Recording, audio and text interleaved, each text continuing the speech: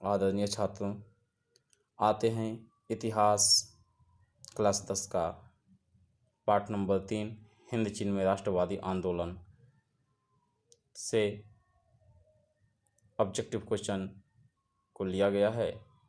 जितने भी इस पाठ में ऑब्जेक्टिव क्वेश्चन हैं उन्हें ढूंढ ढूंढ कर लिखा गया है।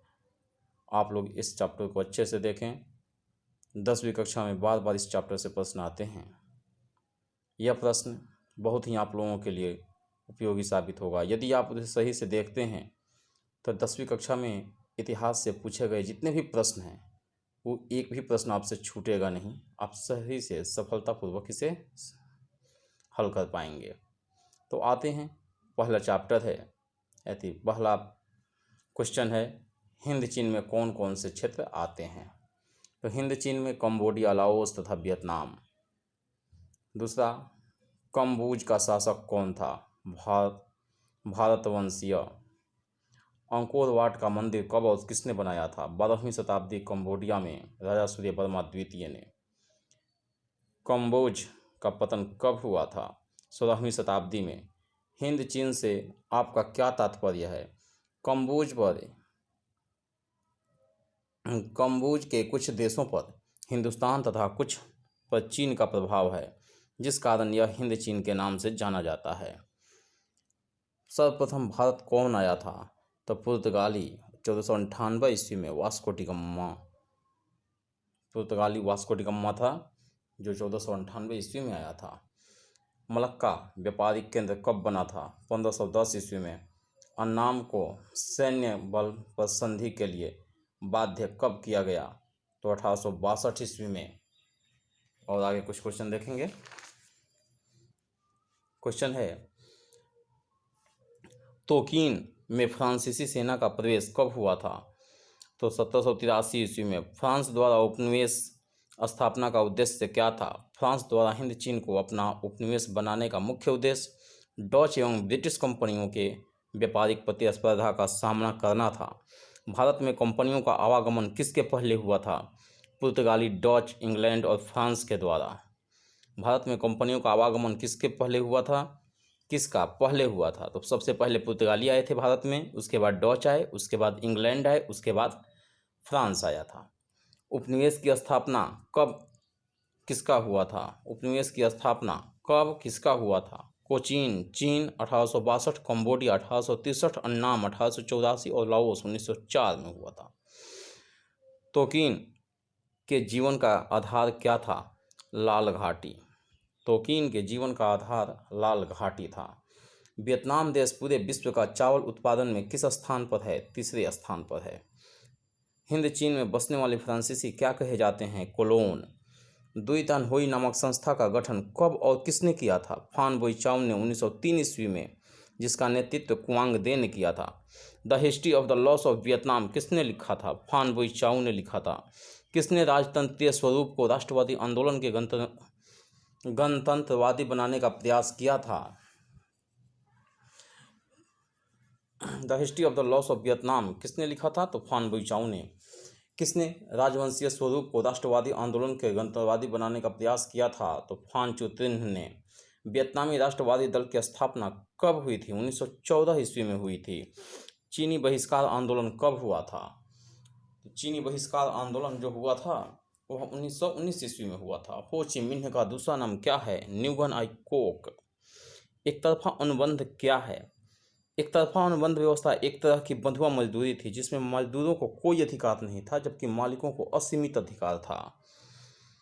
अनामी दल की स्थापना किसने किया था? जोन गुयेन आई ने किया था। वियतनामी क्रांतिकारी दल की स्थापना किसने की? 1925 ईस्वी में हो ची मिन्ह ने की थी।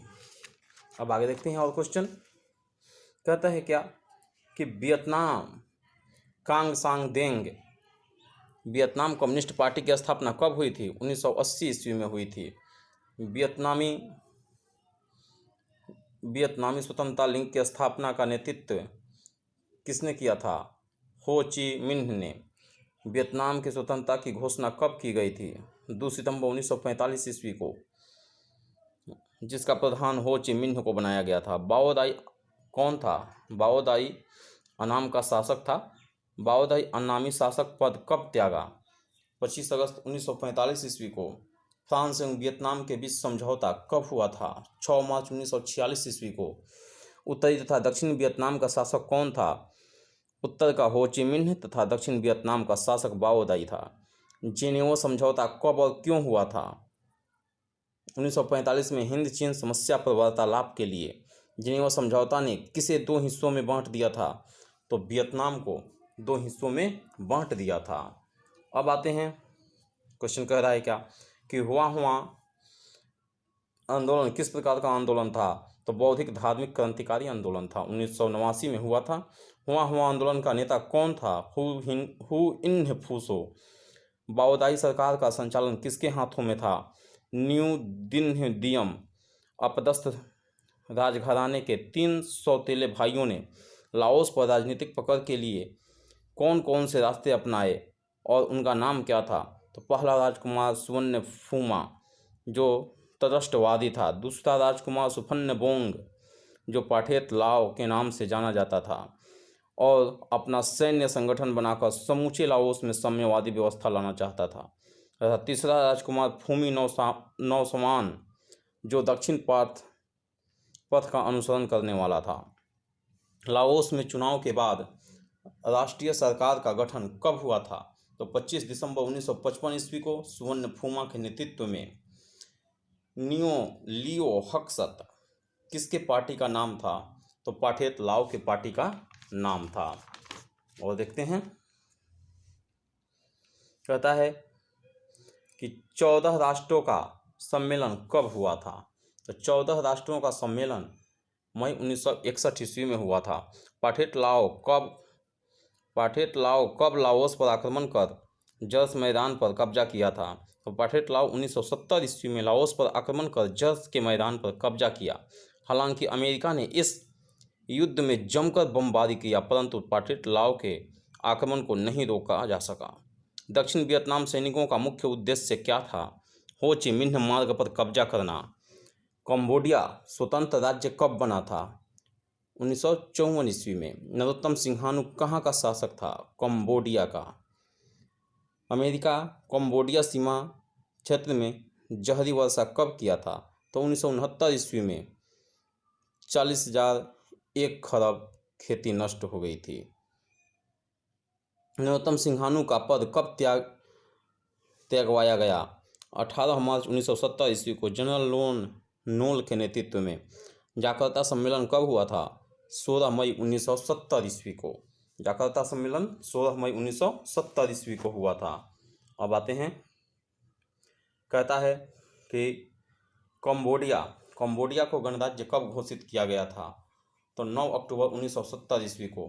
कंबोडियाई गृह युद्ध कब समाप्त हुआ था? 1975 ईस्वी में। कंबोडिया का नाम बदलकर क्या रखा गया था? कंपूचिया। किसमें संयुक्त मोर्चे का गठन कर ख्यू सम्फान एवं पाठेत लाओ को पराजित किया था? तो 1979 ईस्वी में हेंग सामरिन ने। वियतकांग राष्ट्रीय मुक्ति सेना का गठन कब हुआ था? 1960 ईस्वी में। शांति को खतरा नामक श्वेत पत्र कब जारी किया गया था? 1961 ईस्वी में। न्यू दिन दियम की मृत्यु किस वर्ष के सेना विद्रोह द्वारा किया गया था? तो 1962 ईस्वी के सेना विद्रोह द्वारा किया गया था। अब देखिए, कुछ लघुत्तरीय क्वेश्चन है जो कि परीक्षा की दृष्टि से मोस्ट इम्पोर्टेंट क्वेश्चन है। ये कहते हैं कि रासायनिक हथियार अर्थात नापाम क्या है? तो नापाम एक प्रकार का ऑर्गेनिक कंपाउंड है जो अग्नि बमों में गैसोलीन के साथ मिलकर एक ऐसा मिश्रण तैयार करता था जो त्वचा से चिपक जाता था और जलते रहता था। इसका उपयोग व्यापक पैमाने पर वियतनाम के लिए किया गया था। एजेंट ऑरेंज क्या है? यह एक ऐसा जहर है जिसमें पेड़ों की पत्तियां तुरंत झुलस जाती थी और पेड़ मुरझा जाता था। इसका उपयोग जंगलों को खत्म करने के लिए किया जाता था। इसका नाम एजेंट ऑरेंज पट्टी वाले ड्रमों में रखे जाने के कारण अमेरिका ने इसका उपयोग जंगलों के साथ खेतों और आबादियों दोनों पर जमकर किया, जिसका असर आज भी नज़र आता है जन्मजात विकलांगता के रूप में हिरोशिमा और नागासाकी में देखने को मिलता है। माइली गांव के बारे में लिखें। माइली गांव के बारे में दक्षिण वियतनाम में एक गांव था जिसका नाम माइली गांव था, जिसका अगर नाम माइली था, जहां के लोगों को वियतकांग समर्थक मान अमेरिका सेना ने पूरे कांग गांव को घेर कर पुरुषों को मार डाला और औरतों को बंधक बनाकर कई दिनों तक सामूहिक बलात्कार किया। फिर भी मारकर गांव में आग लगा दी। लाखों लोगों के बीच एक बूढ़ा व्यक्ति दब गया जो इस घटना का उजागर किया था। अगला क्वेश्चन आते हैं। कहता है कि किसने एक अदालत लगाकर अमेरिका को वियतनाम युद्ध के लिए दोषी करार दिया था? तो रसेल ने। पेरिस में शांति वार्ता कब हुई थी? तो 1968 ईस्वी में। राष्ट्रपति निक्सन ने शांति के लिए कितनी सूत्रीय योजना का घोषणा किया था? तो 5। अब आते हैं, वियतनाम युद्ध की शांति समझौता पर हस्ताक्षर कब हुआ था? तो 27 फरवरी 1973 ईस्वी को। उत्तरी एवं दक्षिणी वियतनाम का एकीकरण कब हुआ था? तो 1975 ईस्वी में। अंकोर वाट का मंदिर कहाँ है? कंबोडिया में। हिंद चीन क्षेत्र में अंतिम युद्ध समाप्ति के समय अमेरिका का राष्ट्रपति कौन था? तो निक्सन था। दिएन बिएन फू के युद्ध में किसकी पराजय हुई थी? तो फ्रांस की पराजय हुई थी। दिएन बिएन फू के युद्ध में किसकी पराजय हुई थी? तो फ्रांस की पराजय हुई थी। अब आते हैं, कहता है कि फ्रेंच इंडोचाइना की स्थापना किस वर्ष की गई थी? तो 1887 ईस्वी में की गई थी। लियांग किचाओ कौन था? तो चीनी सुधारक था। वियतनामी कम्युनिस्ट पार्टी के संस्थापक कौन थे? हो ची मिन्ह। तोकिन अन्नाम में किस सभ्यता संस्कृति का प्रभाव था? चीनी। वियतनाम में इस सभ्यता के विरुद्ध कौन आंदोलन हुआ था? एस्क्वाल्स रिवोल्ट 1868 ईस्वी में। पाठेट लाओ का गठन कहाँ किया गया था? लाओस में। हुआ आंदोलन कैसा था? उपनिवेश विरोधी आंदोलन था। फान बोई चाउ राजशाही के विरोधी थे। याद रखिएगा कि फान बोई चाउ किसके विरोधी थे? राजशाही के विरोधी थे। टोकिन फ्री स्कूल की स्थापना कब हुई थी? 1907 ईस्वी में। टोकिन फ्री स्कूल की स्थापना कब हुई थी? 1907 ईस्वी में। और कुछ अब लोग उत्तरीय क्वेश्चन हम लोग देख लें, जैसे कि 1970 में जकार्ता सम्मेलन क्यों हुआ था? अमेरिका में कंबोडिया से अपनी सेना की वापसी की घोषणा की, लेकिन दक्षिण वियतनाम कंबोडिया से अपनी सेना हटाने को तैयार नहीं हुआ। फलतः इस गंभीर समस्या के समाधान हेतु 1970 ईस्वी में जकार्ता सम्मेलन हुआ था। श्याम का आधुनिक नाम क्या है? थाईलैंड। श्याम का आधुनिक नाम थाईलैंड। बाओवादी कौन था? तो बाओदाई जो था नाम का राजा था। 1945 ईस्वी में वियतनाम गणराज्य बन जाने के कारण 25 अगस्त 1945 को राज सिंहासन छोड़ लंदन में बस गया। 1949 ईस्वी में फ्रांस ने बाओदाई को सैनिक सहायता के साथ दक्षिण वियतनाम का शासक बना दिया। बाओदाई स्वयं की कमजोर स्थिति को समझता था। जिनेवा समझौता के बाद भी बाओदाई प्रायः फ्रांस में रहता था। हुआ आंदोलन की चर्चा करें। हुआ आंदोलन मोस्ट इम्पोर्टेंट क्वेश्चन है। जिनेवा समझौता के बाद दक्षिण वियतनाम में गृह कलह की स्थिति बन गई। इसमें एक धार्मिक वर्ग हुआ द्वारा चलाए जा रहे आंदोलन की मुख्य भूमिका है। हुआ आंदोलन की काफ़ी आक्रामक हो जाने पर ये दिन दियम ने बड़ी क्रूरतापूर्वक इसे दबाया था।